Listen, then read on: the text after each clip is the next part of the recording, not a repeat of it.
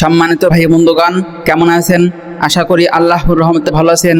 আমিও আল্লাহর রহমতে ভালো আছি। আপনাদের মাঝে আবারও হাজির হয়েছি আমি রোজ টিভি বাংলা নেটওয়ার্কে। তো ভাই ও বন্ধুগণ, পরকালে মুক্তি গ্যারান্টি কি কোনো পীর বা বুজুর্গের হাতে, নাকি আপনার নিজের আমলে? আসুন ভাই ও বন্ধুগণ, জেনে নেই কোরআন ও সুন্নাহর আলোকে নাজাতের প্রকৃত মাপকাঠি কি। আলহামদুলিল্লাহ, আমাদের বর্তমান সমাজে একটি অত্যন্ত মারাত্মক ও ভ্রান্ত বিশ্বাস গভীরভাবে শিকড় গেড়েছে। অনেকে মনে করেন যে কোনো পীর সাহেব, ল্যাংটা বাবা, দয়াল বাবা, খাজা বাবা এবং সুরি বাবা বুজুর্গ ব্যক্তি বা কোনো নির্দিষ্ট তরিকার সাথে সম্পর্ক রাখলেই পরকালে মুক্তির গ্যারান্টি পাওয়া যাবে। তারা ভাবেন যে আমি যতই গুনাহ করি না কেন, হাসরের ময়দানে আমার পীর আমাকে ঠিকই পার করে নিয়ে যাবেন।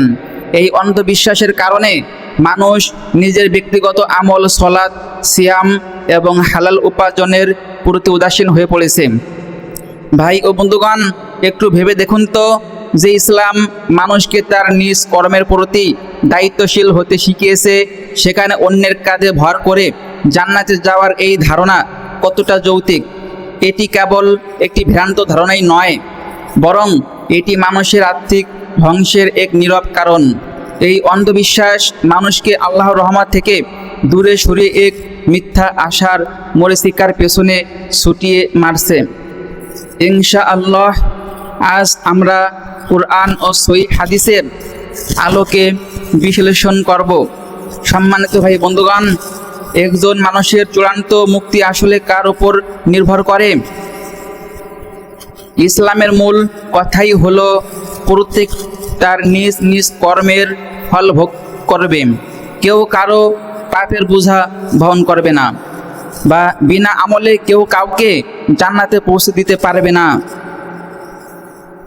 সম্মানিত ভাই বন্ধুগণ, মহান আল্লাহ রাব্বুল আলামিন পবিত্র কুরআনে বলেছেন, আর মানুষ তাই পায় যা সে চেষ্টা করে। সূরা আন-নাজম আয়াত নম্বর 39।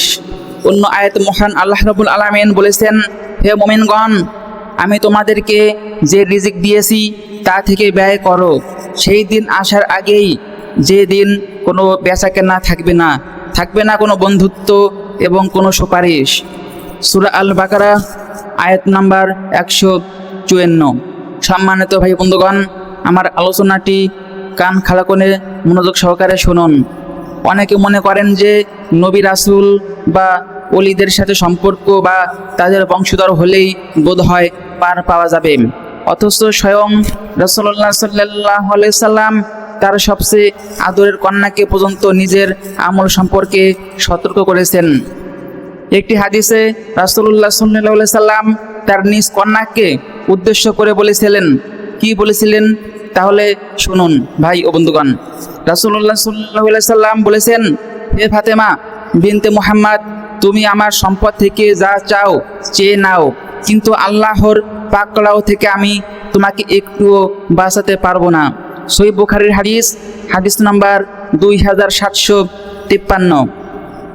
আমার ভাই ও বন্ধুগণ, যেখানে স্বয়ং রাসূলুল্লাহ সাল্লাল্লাহু আলাইহি ওয়াসাল্লাম তার প্রিয় কন্যাকে আল্লাহর বিচার থেকে বাঁচানোর নিশ্চয়তা দিচ্ছেন না, সেখানে বর্তমান যুগের কোনো পীর, খাজা বাবা, দয়াল বাবা, ল্যাংটা বাবা, কত যে বাবা ভরে গেছে, বা বুজুর্গ কিভাবে তার মুরিদদের জান্নাতে নিয়ে যাওয়ার গ্যারান্টি দিতে পারেন?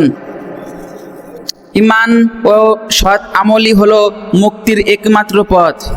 পরকালীন জীবনে সফলতার চাবিকাঠি কোনো ব্যক্তির সুপারিশ নয়, বরং তা হলো নিখাত ঈমান, তাওহীদ এবং সুন্নাহ অনুযায়ী করা সৎ আমল। মহান আল্লাহ রাব্বুল আলামিন পবিত্র কুরআনে বলেছেন, নিশ্চয়ই যারা ঈমান এনেছে এবং সৎ কাজ করেছে তাদের অতিথেয়তার জন্য রয়েছে জান্নাতুল ফিরদাউস। সূরা আল কাহফ আয়াত নাম্বার 107। অন্য একটি হাদিসে রাসূলুল্লাহ সাল্লাল্লাহু আলাইহি সাল্লাম বলেছেন, যে ব্যক্তিকে তার নিজের আমল পিছিয়ে দেবে তার বংশমর্যাদা তাকে এগিয়ে দিতে পারবে না। সহিহ মুসলিম শরীফের হাদিস নাম্বার 2699। আমার ভাই ও বন্ধুগণ, সুপারিশ বা শাফায়াতের প্রকৃত সত্য হলো, অনেকে শাফায়াত বা সুপারিশের দোহাই দিয়ে আমল ছেড়ে দেন। হ্যাঁ, শাফাত সত্য, কিন্তু তা কেবল আল্লাহর অনুমতি সাপেক্ষেই হবে এবং শুধুমাত্র তাদের জন্যই হবে যাদের প্রতি আল্লাহ সুবহানাহু ওয়া তাআলা সন্তুষ্ট। আল্লাহ সুবহানাহু ওয়া তাআলা পবিত্র কুরআনে বলেছেন, সেদিন দয়াময়ের অনুমতি ছাড়া এবং তিনি যার কথায় সন্তুষ্ট সে ছাড়া অন্য কারো সুপারিশ কোনো কাজে আসবে না।